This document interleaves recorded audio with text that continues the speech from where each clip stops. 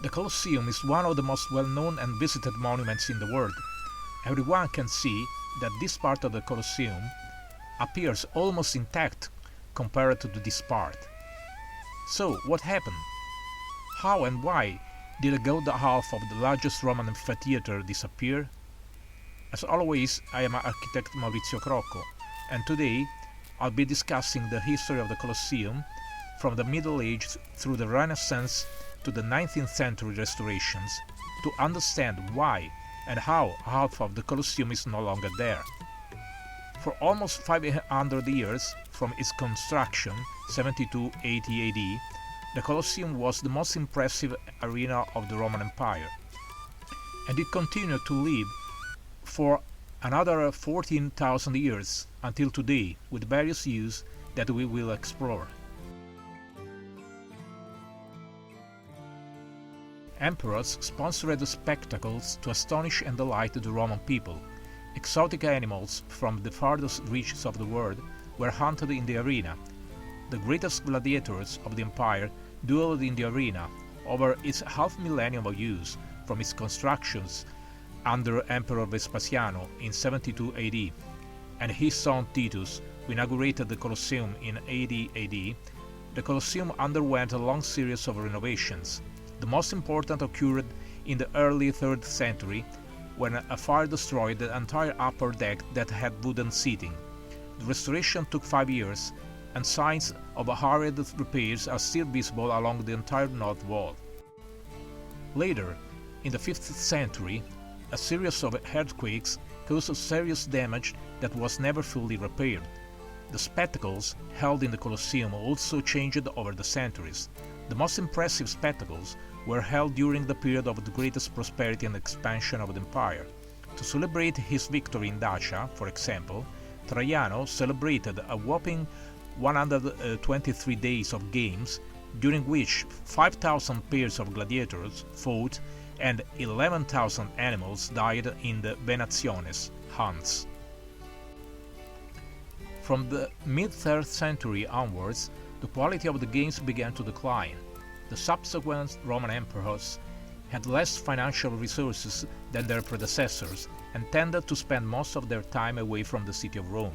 Additionally, it didn't help that most of the more interesting animals had been hunted to the point of scarcity, and that the price of gladiators was constantly rising. Eventually, gladiatorial combat ceased altogether. The disapproval of the church and the financial crisis of the empire were the causes of the decline of eventual abolition of the combats. Whatever the reason, the last gladiators fought at the Colosseum at the beginning of the 5th century. However, beast hunts continued. They lasted longer, in fact, than the Western Roman Empire itself. The last hunts were sponsored by the Ostrogothic king Teodorico in 523, while his successor Totila promoted the last horses races at the Circus Maximus in 549. It should be remembered, however, that surprisingly about 800 years later, during the visit to Rome of the German Emperor Louis the Bavarian, 1332, the Roman Senate offered a bullfighting spectacle at the Colosseum.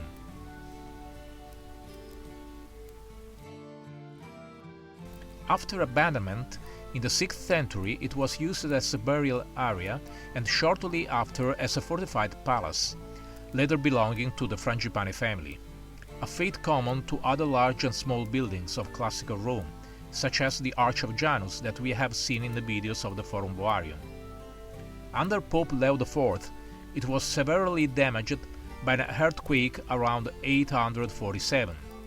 Within a few centuries, all understanding of the Colosseum's function was lost. Some claimed it has been Temple of the Sun, and that it had originally been crowned by an enormous golden dome. Others thought it had been a temple dedicated to all the gods, and that originally a gigantic statue of Jupiter stood in the arena. The strangest legends revolved around the Roman poet Virgilio, whom medieval legend transformed into a great magician. Virgilio, it was said, had built the Colosseum with the help of his demons and used it as a theater for necromancy. The immense ruins of ancient Rome were simply inconceivable in the Middle Ages in Rome, due to the lack of knowledge, economic conditions, and construction techniques then possible. All this led to the creation of popular legends about such ruins as no human works, but linked to the demonic entities belonging to the pagan era. Earthquakes were the main natural cause of the Colosseum's ruin. A part of the building was particularly vulnerable to seismic shocks because on the southern side the foundation rests on alluvial sandy sediments. In the video Rome's Origins, we saw that on this southern slope between the slope of Esquilino and those of the Celio Hill, one of the streams flowed into the Murcia Valley, then Circus Maximus, to flow into the Tiber in the area of the Forum Boarium.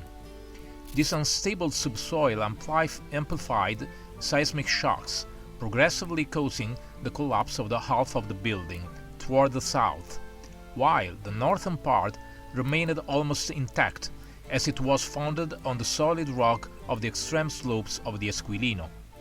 The greatest enemies of the Colosseum, as of many other buildings of ancient Rome, however, were the popes and the Romans themselves.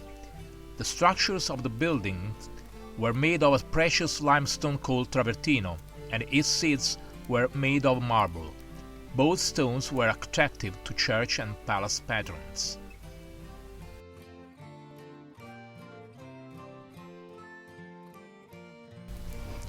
Huge amounts of metal were also taken from the Colosseum.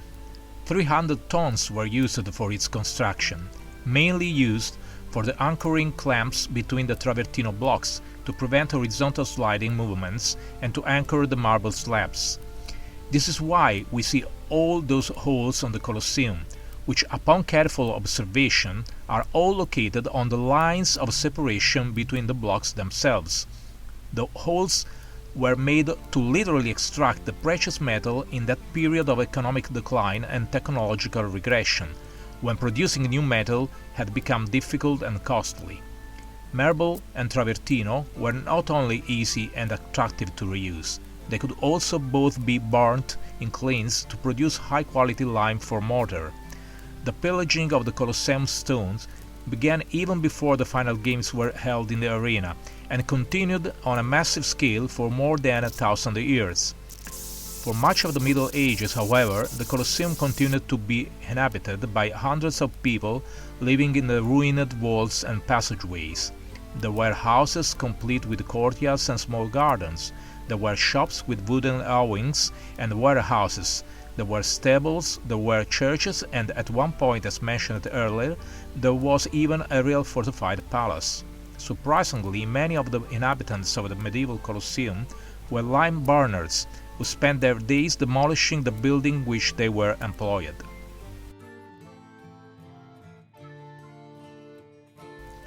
After all these centuries of earthquakes and plundering by the popes, it might seem surprising that the north side of the Colosseum is still largely intact. The reason so much remains is that part of the building was protected. As mentioned earlier, the north side of the Colosseum was always less susceptible to earthquake damage. Additionally, the north side of the Colosseum facade the processional route connecting the papal residences, the Laterano and the Vaticano, the Via Papalis named. It seems that the popes deliberately preserved this part of the Colosseum as a monumental backdrop for their processions. In the next video, we will continue to follow the history of the Colosseum through the Renaissance, the Baroque, up to the 19th century restorations and the present day. Please don't forget to like this video, subscribe to my channel, comment the video, and hit the notification bell so you won't miss any future uploads.